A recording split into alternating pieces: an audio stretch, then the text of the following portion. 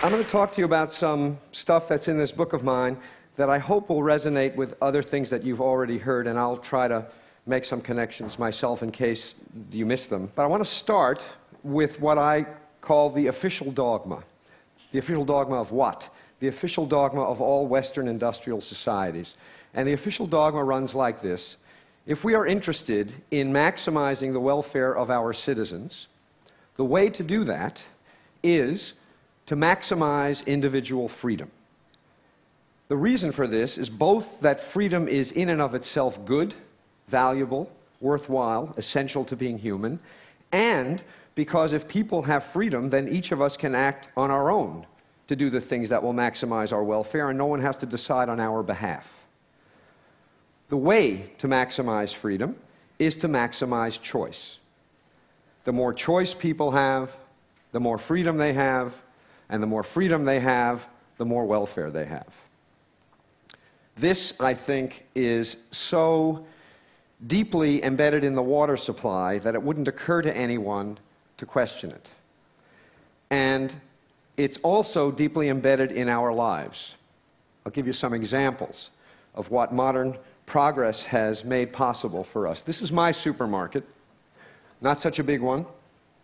I want to say just a word about salad dressing. 175 salad dressings in my supermarket. If you don't count the 10 extra virgin olive oils and 12 balsamic vinegars you could buy to make a very large number of your own salad dressings in the off chance that none of the 175 the store has on offer suits you.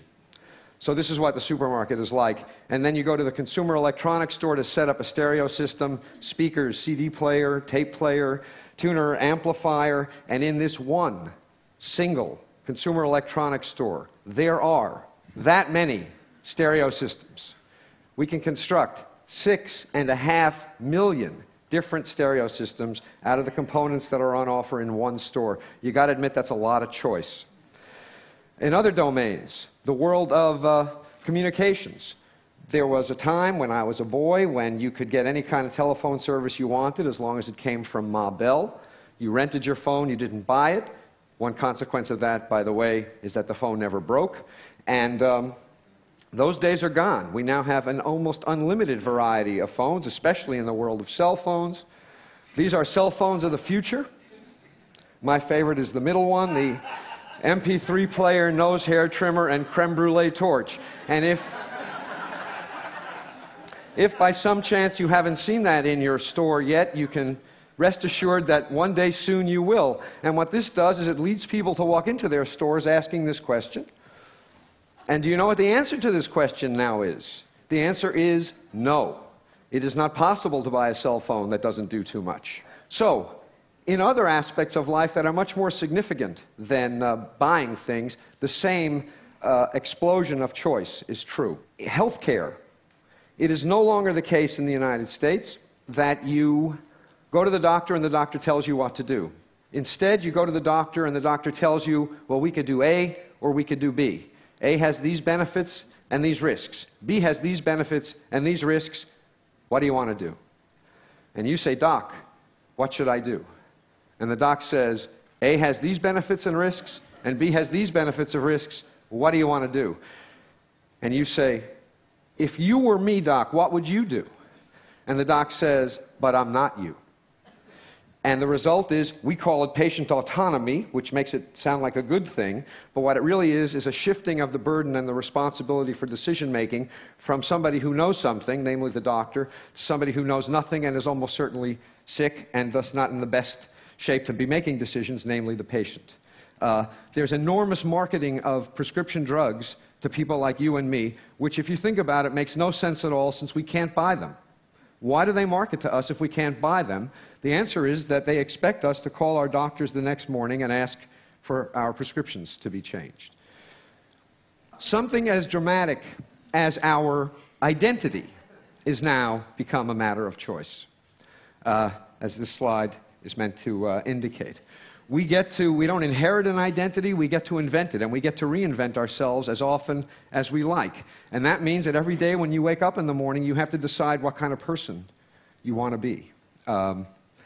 With respect to marriage and family, there was a time when the default assumption that almost everyone had is that you got married as soon as you could, and then you started having kids as soon as you could. The only real choice was who, not when, and not what you did after. Nowadays, everything is very much up for grabs. I teach wonderfully intelligent students, and I assign 20% less work than I used to, and it's not because they're less smart, and it's not because they're less diligent. It's because they are preoccupied, asking themselves, should I get married or not? Should I get married now? Should I get married later? Should I have kids first or a career first? All of these are consuming questions, and they're going to answer these questions whether or not it means not doing all the work I assign and not getting a good grade in my courses. And indeed they should. These are important questions to answer. Work. We are blessed, as Carl was pointing out, with the technology that enables us to work every minute of every day from any place on the planet, except the Randolph Hotel.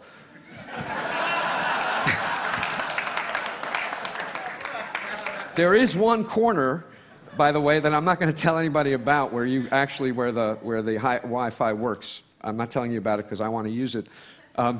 So what this means, this incredible freedom of choice we have with respect to work, is that we have to make a decision again and again and again about whether we should or shouldn't be working. We can go to watch our kid play soccer, and we have our cell phone on one hip, and our BlackBerry on our other hip, and our laptop presumably on our laps. And even if they're all shut off, every minute that we're watching our kid mutilate a soccer game, we are also asking ourselves, should I answer this cell phone call? Should I respond to this email? Should I draft this letter? And even if the answer to the question is no, it's certainly going to make the experience of your kid's soccer game very different than it would have been. So everywhere we look, big things and small things, material things and lifestyle things, life is a matter of choice. And the world we used to live in looked like this. That is to say, there were some choices, but not everything was a matter of choice. And the world we now live in looks like this. And the question is this good news or bad news? And the answer is yes. We all know what's good about it, so I'm going to talk about what's bad about it. All of this choice has two effects, two negative effects on people. One effect, paradoxically, is that it produces paralysis rather than liberation. With so many options to choose from, people find it very difficult to choose at all. I'll give you one very dramatic example of this, a study that was done of investments in voluntary retirement plans. A colleague of mine got access to investment records from Vanguard, the gigantic mutual fund company of about 1 million employees in about 2,000 different workplaces. And what she found is that for every 10 mutual funds the employer offered, rate of participation went down 2%. You offer 50 funds, 10% fewer employees participate than if you only offer 5. Why? Because with 50 funds to choose from, it's so damn hard to decide which fund to choose that you'll just put it off till tomorrow, and then tomorrow, and then tomorrow, and tomorrow, and tomorrow, and of course tomorrow never comes. Understand that not only does this mean that people are going to have to eat dog food when they retire because they don't have enough money put away, it also means that making the decision is so hard that they pass up significant matching money from the employer. By not participating, they are passing up as much as $5,000 a year from the employer, who would happily match their contribution. So paralysis is a consequence of having too many choices, and I think it makes the world look like this.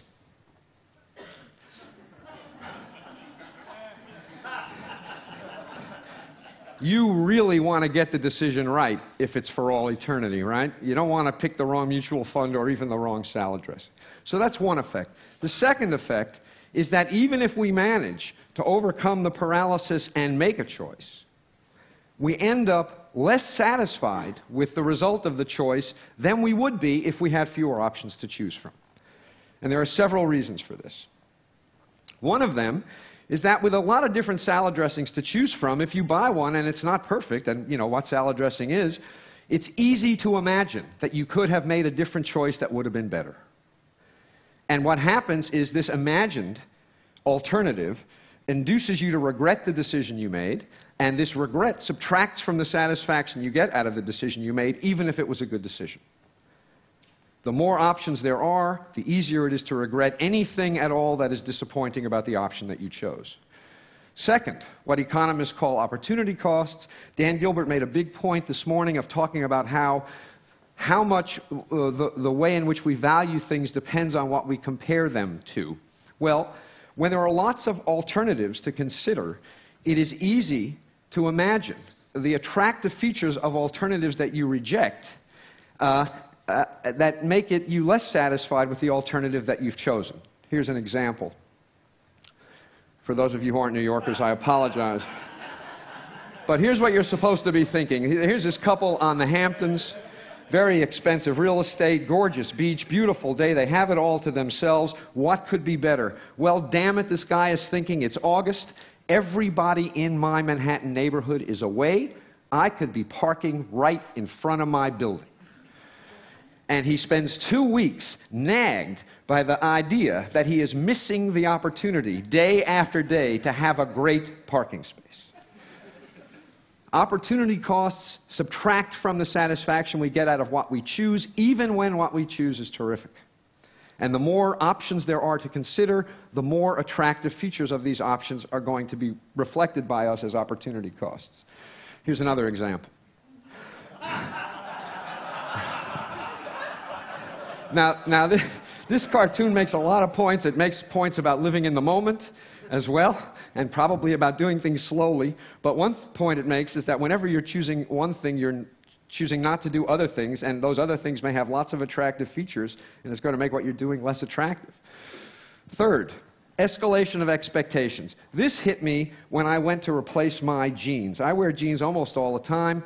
And there was a time when jeans came in one flavor, and you bought them, and they fit like crap, and they were incredibly uncomfortable, and if you wore them long enough and washed them enough times, they started to feel okay. So I went to replace my jeans after years and years of wearing these old ones, and I said, I want a pair of jeans, here's my size, and the shopkeeper said, do you want slim fit, easy fit, relaxed fit? You want button fly or zipper fly? You want stone washed or acid washed? Do you want them distressed? Do you want boot cut? Do you want tapered? Blah, blah, blah, on and on. He went. My jaw dropped. And after I recovered, I said, I want the kind that used to be the only kind.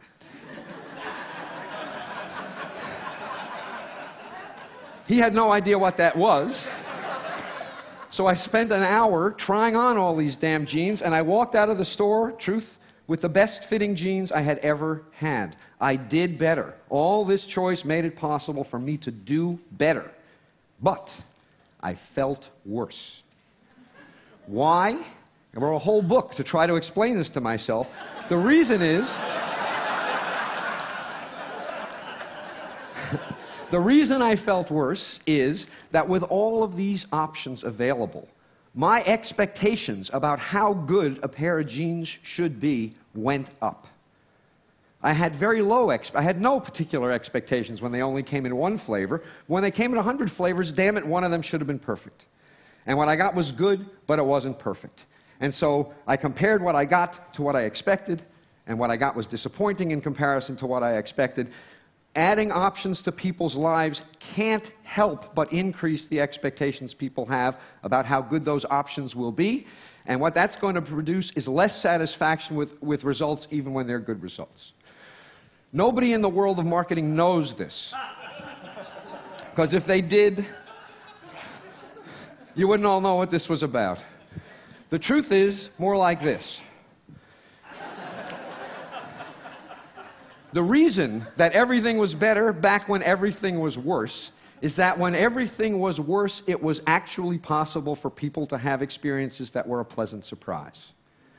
Nowadays, the world we live in, we affluent, industrialized citizens, with perfection the expectation, the best you can ever hope for is that stuff is as good as you expect it to be. You will never be pleasantly surprised because your expectations, my expectations, have gone through the roof. The secret to happiness, this is what you all came for. The secret to happiness is low expectations.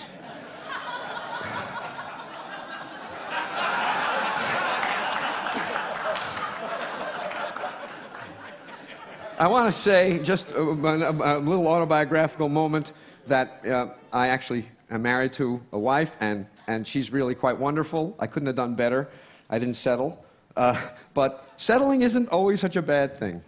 Finally, one consequence of buying a bad-fitting pair of jeans when there is only one kind to buy is that when you are dissatisfied and you ask why, who's responsible? The answer is clear. The world is responsible. What could you do? When there are hundreds of different styles of jeans available, and you buy one that is disappointing, and you ask why, who's responsible, it is equally clear that the answer to the question is you. You could have done better. With 100 different kinds of jeans on display, there is no excuse for failure. And so when people make decisions, and even though the results of the decisions are good, they feel disappointed about them, they blame themselves. Clinical depression has exploded in the industrial world in the last generation. I believe a significant, not the only, but a significant contributor to this explosion of depression and also suicide is that people have experiences that are disappointing because their standards are so high, and then when they have to explain these experiences to themselves, they think they're at fault. And so the net result is that we do better in general, objectively, and we feel worse. So, let me remind you, this is the official dogma, the one that we all take to be true, and it's all false. It is not true. There's no question that some choice is better than none, but it doesn't follow from that more choice is better than some choice. There's some magical amount, I don't know what it is. I'm pretty confident that we have long since passed the point where options improve our welfare. Now, as a policy matter, I'm almost done. As a policy matter, the thing to think about is this. What enables all of this choice in industrial societies is material affluence. There are lots of places in the world, and we have heard about several of them, where their problem is not that they have too much choice. Their problem is that they have too little. So the stuff I'm talking about is the peculiar problem of modern, affluent Western societies. And what is so frustrating and infuriating is this. Steve Levitt talked to you yesterday about how these expensive and difficult to install child seats don't help. It's a waste of money. What I'm telling you is that these expensive, complicated choices, it's not simply that they don't help. They actually hurt. They actually make us worse off. If some of what enables people in our societies to make all of the choices we make were shifted to societies in which people have too few options, not only would those people's lives be improved, but ours would be improved also. This is what economists call a Pareto improving move. Income redistribution will make everyone better off, not just poor people, because of how all this excess choice plagues us. So, to conclude, you're supposed to read this cartoon and, being a sophisticated person, say, what does this fish know? You know, nothing is possible in this fishbowl. Impoverished imagination, a myopic view of the world, and that's the way I read it at first. The more I thought about it, however, the more I came to the view that this fish knows something. Because the truth of the matter is that if you shatter the fishbowl so that everything is possible, you don't have freedom, you have paralysis. If you shatter this fishbowl so that everything is possible, you decrease satisfaction. You increase paralysis and you decrease satisfaction. Everybody needs a fishbowl. This one is almost certainly too limited, perhaps even for the fish, certainly for us. But the absence of some metaphorical fishbowl is a recipe for misery and, I suspect, disaster. Thank you very much.